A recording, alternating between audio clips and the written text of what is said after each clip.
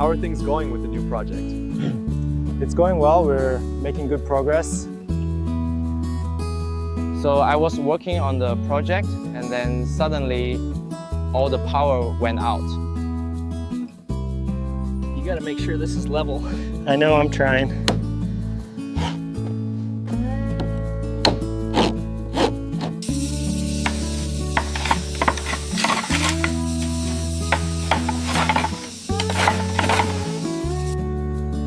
I'm so happy for you, but I'm also really sad that you're leaving.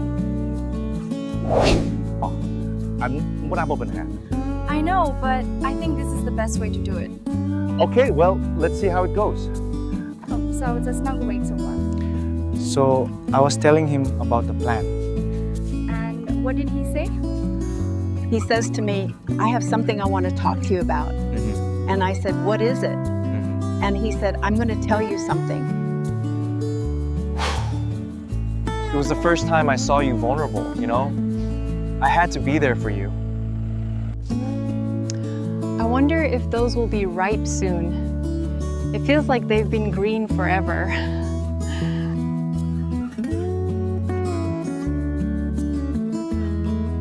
When it comes to social media, most of the time it's because people have different opinions.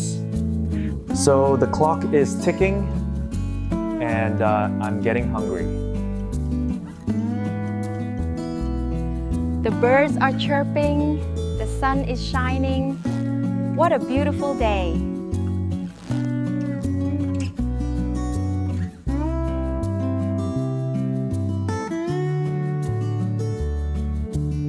As long as you know the rules and you play by the rules and you're committed and you know how to win, you can win.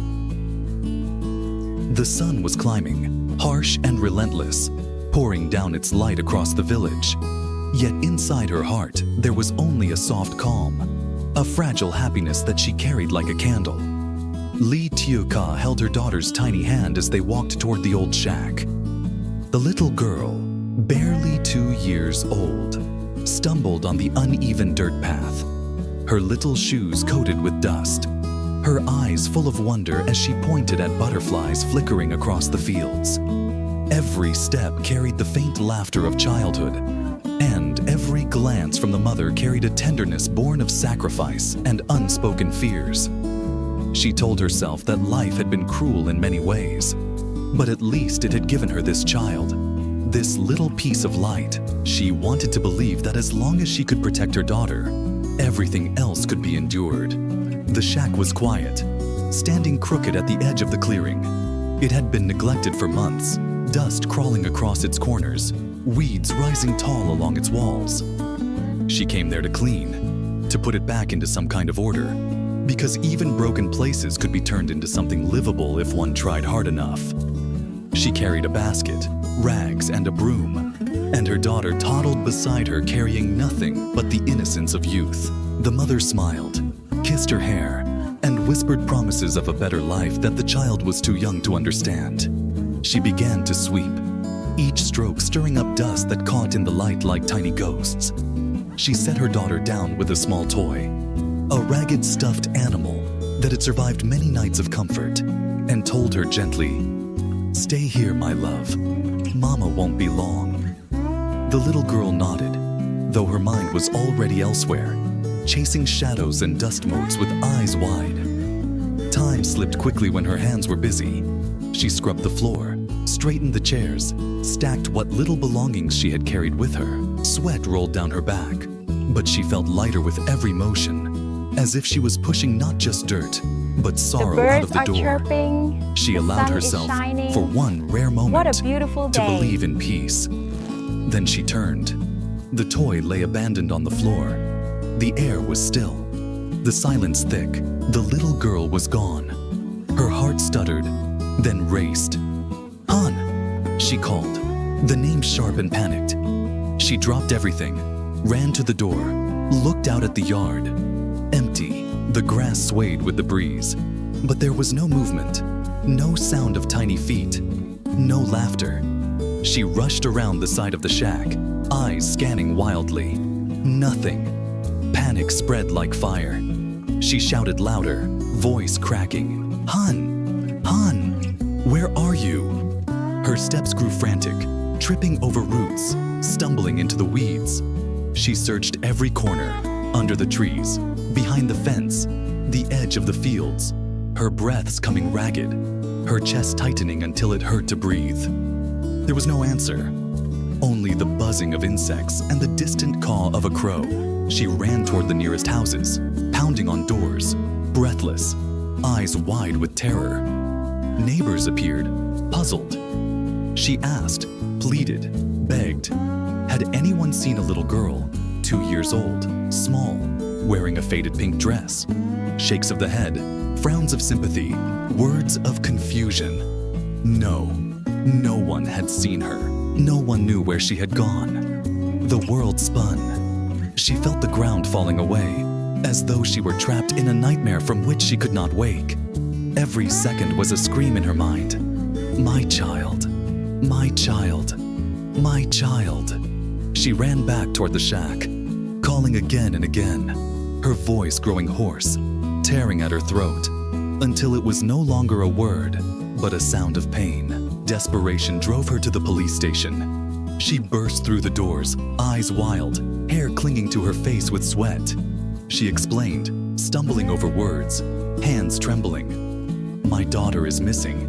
She's only 2. Please, you have to help me. The officer behind the desk listened with practiced detachment. His reply was measured, calm, but to her, it felt like ice. We cannot open a case until 24 hours have passed. It is procedure. Her eyes widened with disbelief. 24 hours? She's just a baby. She could be hurt, she could be lost, anything could happen. The officer repeated the rule. Rules were rules. He offered her a seat, a cup of water, told her to calm herself. Calm when every second her child could be further away, in danger, frightened, crying for her. She staggered back out into the sunlight, the world spinning, her legs barely able to carry her. She pressed her back against the wall, covered her face with her hands, and let the sobs shake her body until she could barely stand. Then she forced herself upright again. She could not stop. She would not stop. Meanwhile, far away, in a different house, the child slept in unfamiliar arms. Her father, the man who no longer lived with her mother, had taken her. He cradled her gently, pressed his lips to her hair, whispered words of love and promises he believed justified the theft. To his mother he lied, saying he had spoken with Tieu Ca, that she had agreed. In truth, he had taken the child without permission, blinded by his own hunger to hold what he believed was his. Back in the streets, the mother searched until her body failed.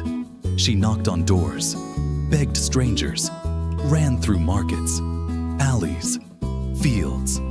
Her voice grew thinner, her eyes swollen, her throat raw. She saw children playing, laughter ringing, and her heart clenched with a cruel hope each time, only to be shattered again. She followed every sound, every glimpse of movement, until the night fell and darkness swallowed her search. She carried a lantern now, the flame shaking in her trembling hand. Every shadow became a threat, every whisper of wind a cruel reminder. She whispered her daughter's name into the night, again and again, a prayer and a plea, her body staggering, her soul unraveling. And still, no answer came. The night had settled like a heavy curtain, and the air was thick with dampness, the kind that clung to her clothes and made her skin crawl. Tieu Ca had walked for hours, lantern trembling in her hand, her voice shredded into hoarse whispers as she called her daughter's name again and again. Each call was answered only by silence or by the mocking cry of a night bird in the trees. Her legs burned, her knees wobbled, but she pushed forward, driven by a force stronger than exhaustion, stronger than pain. A mother's instinct was a storm that would not quiet until her child was found. She stumbled onto a stone path that led toward the edge of the village. The houses were darker here, their doors locked tight, Windows shuttered against the night. She pounded on one, then another, begging anyone to have seen a little girl. Faces appeared briefly in cracks of light, some sympathetic, some irritated, but every answer was the same. No child here. No I'm so girl happy in a for pink you. dress. Try But I'm also somewhere really else. sad that you're leaving. Her heart dropped lower with every rejection until she thought it would vanish completely. She sank onto the roadside, clutching her lantern close to her chest. The flame flickered, reflected in her glassy eyes. She wanted to scream, to let out the raw agony tearing through her. But her voice was gone, worn away by hours of desperate calling. Her body trembled with cold and hopelessness. And then, as though the universe wanted to play its cruelest trick, she thought she heard it. Faint, fragile, the sound of a child's cry carried by the wind. Her head snapped up. She rose, stumbled, ran toward the sound with all the speed her legs could manage. The lantern swung wildly, its light jerking over walls and trees, casting shadows like twisted monsters. She shouted her daughter's name again, her voice breaking, her heart ready to explode.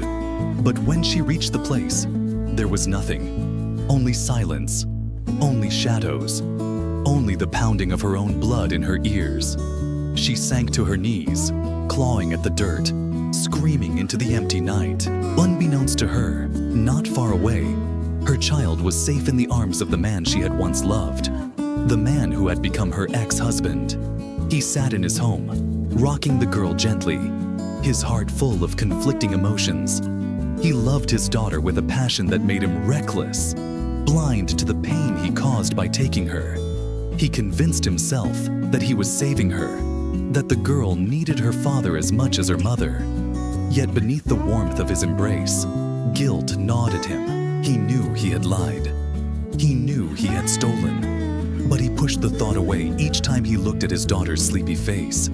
His own mother, the grandmother of the child, questioned him. "Did you ask her mother's permission?" She whispered, her eyes narrow, her tone sharp. He nodded quickly, forcing a smile. "Of course," she agreed. "She just wants me to have time with Han." The lie rolled off his tongue, smooth, practiced. But his mother's eyes lingered on him, doubtful. She had raised him and knew when he twisted the truth. Yet she said nothing. She only turned away and cradled the girl herself, humming softly, a lullaby that should have come from the lips of her real mother, the one wandering the night in anguish. Back in the streets, Tieu Ca pressed forward, refusing to collapse. Her body screamed for rest, but her mind could not let go. She thought of every danger, every possibility. Had someone taken her daughter? Was she lost and afraid, crying somewhere in the dark? The images shredded her, filled her chest with needles.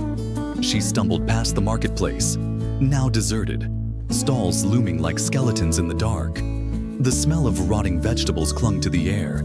She remembered her daughter's laughter earlier that week, playing among the vendors, sticky fingers clutching candy. The memory nearly broke her. She moved on, guided by desperation more than direction. Hours passed, and the night seemed endless. She passed fields, the grass whispering secrets she could not understand. She passed a riverbank, the water reflecting the moon like a cruel mirror. She knelt there, staring at the water, terrified by the thought that her daughter could have wandered too close, could have fallen. She screamed her name across the water, her voice echoing back hollow and empty. Her body shook with sobs until she could no longer produce sound, only dry gasps that left her dizzy. It was then she saw a figure in the distance, a man How are things carrying going a with this lantern project? of his own, moving It's going slowly well. along We're the road. making good Her progress. body jolted with hope and fear in equal measure. She ran toward him, stumbling, nearly falling. When she reached him, words spilled out of her mouth like broken glass. "Have you seen her? A little girl, 2 years old. She's missing. She's gone. I can't. Please, have you seen her?" The man frowned, his face etched with concern. He shook his head, but then hesitated. "I saw something earlier. He said slowly, "A man carrying a child, heading that way." He pointed toward a road that led deeper into the village. Her heart stopped, then raced violently. A man, a child. Could it be? Could it have been Han? She clutched the man's sleeve, her nails digging in. "Tell me, what did he look like? Where did he go?" The stranger hesitated, clearly shaken by her desperation. "I don't know." He looked familiar, maybe from the village, but he was in a hurry. "I thought he was just carrying his child home." The world spun around her again. Her mind replayed his words, the image forming in her head. A man carrying her daughter away. Could it be someone she knew? Could it be him? The thought made her stomach twist. She refused to believe it. Yet doubt dug its claws deep. The man offered to bring her to his home, to rest, to gather strength before continuing the search. She shook her head violently, stepping back. "No, I can't stop. If I stop, I'll never find her. She's out there. She's waiting for me." Tears streaked down her face, but she turned and kept moving, her lantern flickering low, her body staggering forward into the endless dark. The stranger watched her go, sorrow heavy in his eyes. He knew she was walking into despair, yet nothing could stop a mother's search. The night deepened, and still she wandered, calling, searching, praying. Each step tore at her body, but she would not give up. For in her heart, there was only one truth. Until she held her daughter again, she could not rest, she could not breathe, she could not live. The night was merciless, swallowing everything into a darkness that seemed endless. And still, Tieu Ca pressed forward, her lantern's flame now only a weak glow trembling in the glass. Her feet bled from the stones. Her voice cracked into silence. Yet her heart refused to yield. A mother's heart did not understand exhaustion. It did not recognize despair. It only beat with the rhythm of one name, again and again, a chant that echoed through the empty alleys of the village. Han, Han, Han. She stumbled past the last row of houses into the fields where the moonlight bathed the tall grass in silver.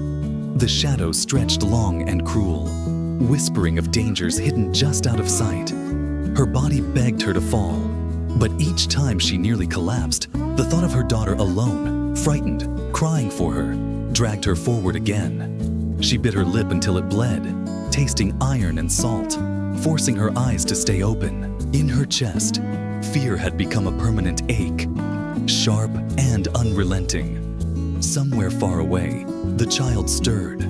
In the arms of her father, she whimpered, murmuring for her mother in her sleep.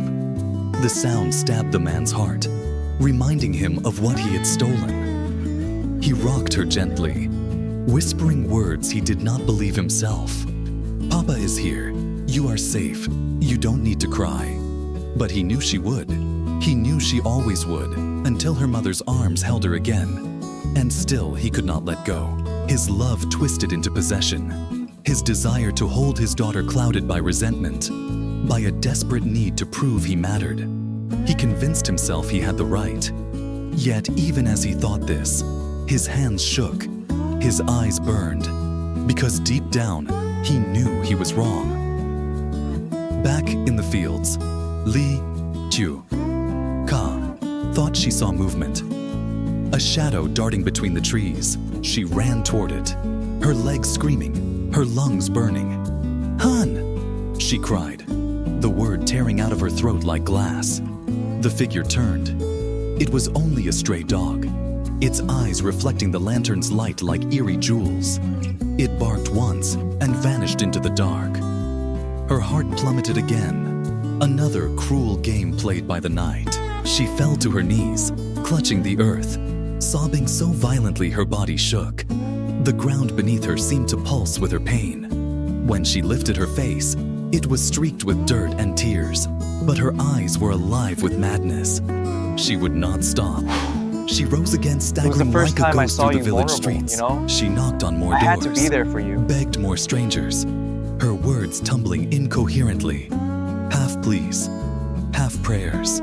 Some shook their heads, others turned her away. A few offered pitying glances, but nothing more. She felt invisible, alone against the vast indifference of the world. And yet, there were whispers.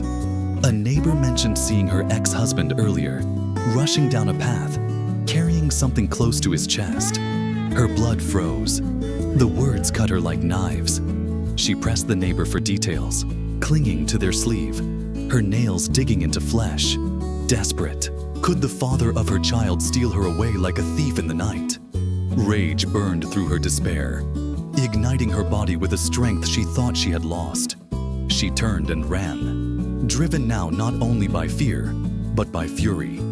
If it was him, if he had dared, she would tear the world apart to bring her daughter back.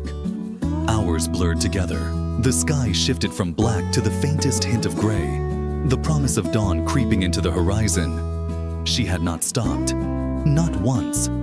Her hair was wild, her dress torn, her skin scratched and bleeding, but she moved like a creature possessed. The lantern had died hours ago, but she did not care.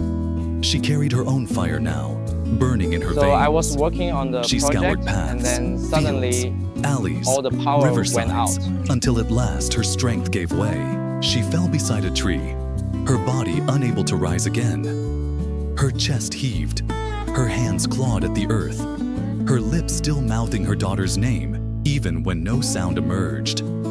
At that same moment, inside a small house on the other side of the village, the child woke. She cried, soft at first, then louder, searching for her mother. The father tried to hush her, rocking, singing, but the child's cries only grew.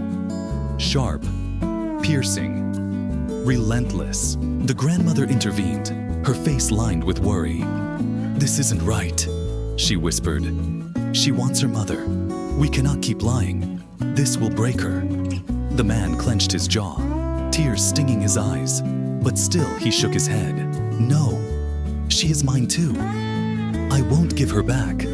The grandmother's voice trembled with As anger long and as you know the sorrow. rules and "You play by think the you are rules, protecting you're her, committed, but you are and you stealing know her how to win, happiness. you can win. You cannot replace a mother's arms." The man turned away, unable to face the truth in her words. His daughter's cries filled the room like an accusation, echoing against the walls. A sound that would not be silenced no matter how tightly he held her. Back in the fields, Tieu Ca lifted her head to the sky, the first light of morning painting it pale and cold. She whispered broken promises to the wind. "I will find you, my love, no matter where they take you, no matter how far, I will find you." Her tears fell into the soil, sinking deep, as if planting seeds of sorrow that would grow into an unyielding forest of determination. She rose once more, her body screaming, her mind unraveling, but her soul unbroken. She walked into the dawn, eyes hollow yet burning with a relentless fire. The village awoke around her, unaware of the war raging in her chest. She would search every day, every hour, until I'm her so daughter was happy back for in her you. arms. She would But I'm never also stop. really sad that you're And leaving. so the story closed not with reunion, but with emptiness. Not with joy, but with a vow. A vow screamed into the silence of the world. A vow that would not fade. For a mother's love does not die. Even when hope How itself are things going crumbles, with the new project? it lingers, fierce It's and going well. eternal. We're A making good flame that progress. refuses to be extinguished, burning against the storm until the end of time.